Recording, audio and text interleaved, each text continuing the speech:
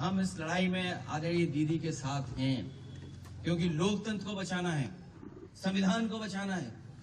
अगर हमारे वोट के अधिकार को ही छीन लेंगे तो फिर क्या लोकतंत्र बचा? इतनी डेमोक्रेसी को किसी ने डिस्ट्रॉय नहीं किया हुआ जितना भारतीय जनता पार्टी ने किया। और भारतीय जनता पार्टी पावर के लिए, अपनी ताकत के लिए किसी भी सीमा तक जा सकती है, कोई भी कानून नियम तोड़ सकते हैं। और उत्तर प्रदेश में हम लोगों ने बड़े करीब से देखा, वहां पर ये जो करते थे वो यहां पर किया है। अखिलेश जी, आप कह रहे हैं कि इलेक्शन कमीशन बीजेपी के साथ मिलजुल के ये सब किया, लेकिन आप लोग रोकेंगे कैसे सर? हर जगह से आप लोग वोट चोरी का शिकायत तो कर रहे हैं, लेकिन रोकेंगे कैसे? मुझे उम्मीद है कि देश की जनता इसके बाद जाग जाएगी। जो बंगाल में हुआ है, जो बंगाल को सेंट्रल फोर्स से, क्या आप कल्पना कर सकते हैं कि 3 लाख सेंट्रल फोर्स भेजी गई और चिन्हित करके अधिकारियों को पोस्ट किया गया? सुनने में तो यह भी आया कि अधिकारियों को लालच दिया गया है कि चुनाव जिता दो तो हम आपको अच्छा पद देंगे। और आप यकीन करना, देख लेना, आप जो यहां से चुनाव करा करके जा रहे हैं अधिकारी बड़े, कुछ न कुछ लाभ का पद पाएंगे। हम लोगों को उम्मीद है कि हम लोगों को जनता के बीच में जाकर के जगाना पड़ेगा उनको। हमें याद है जिस समय निष्पक्ष चुनाव हुआ, दीदी यहाँ की मुख्यमंत्री बनी, और आज हम लोगों को सबको मिलकर के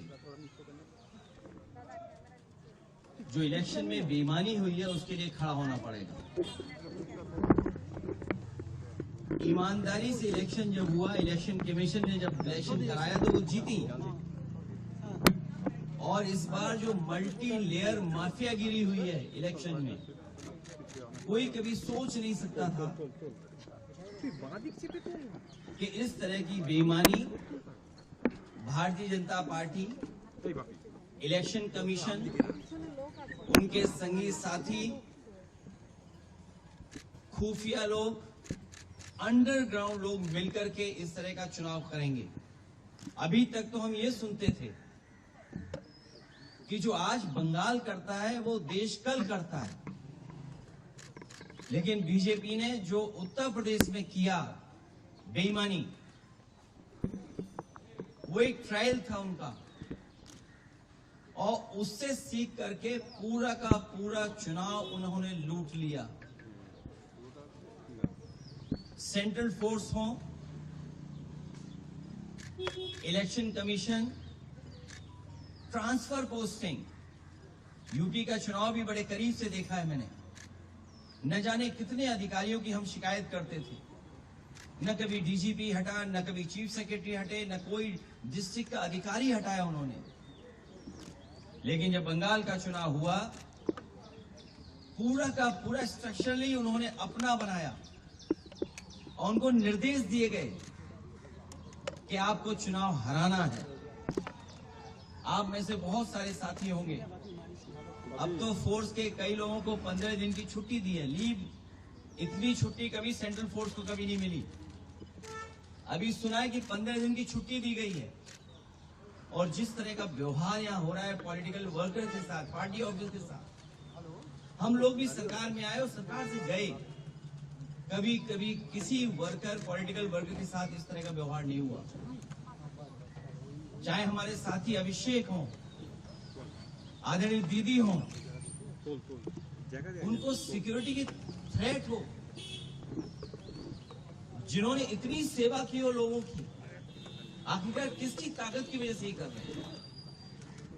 और मैं तो वो तस्वीरें दिखाना चाहता हूं जो कभी यूपी में तस्वीरें बनी थी इलेक्शन में। ये शायद तस्वीर आपने सबने देखी होगी, ये तस्वीर तो देखी होगी आपने। इससे ज्यादा भयानक काम यहां हुआ है। अगर बुलेट्स के डरा करके वोट डाला जाएगा तो कौन जीतेगा? आप बुलेट से डरा रहे हैं वोट के लिए, और इलेक्शन कमीशन निष्पक्ष नहीं है, बीजेपी के सहारे पे काम कर रहा है। जब बाई इलेक्शन उत्तर प्रदेश का हुआ था मैं लोकसभा में अपने सभी मेंबर्स को लेकर के कफन लेकर के गए थे हमारे सांसद, और इसलिए लेके गए थे कि स्पीकर को दे दें जिससे कि इलेक्शन कमीशन तक ये चला जाए, क्योंकि हम लोगों ने कहा कि इलेक्शन कमीशन ही मर गया है। और ये बात हम यूं ही नहीं कहते थे, ये कि ये